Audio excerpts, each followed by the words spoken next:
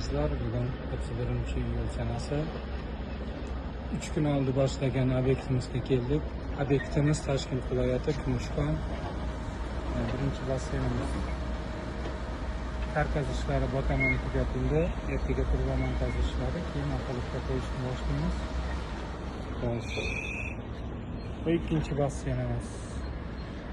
Bu ham 8x4 tomoni texnik mashinasi, mana skinni bilan.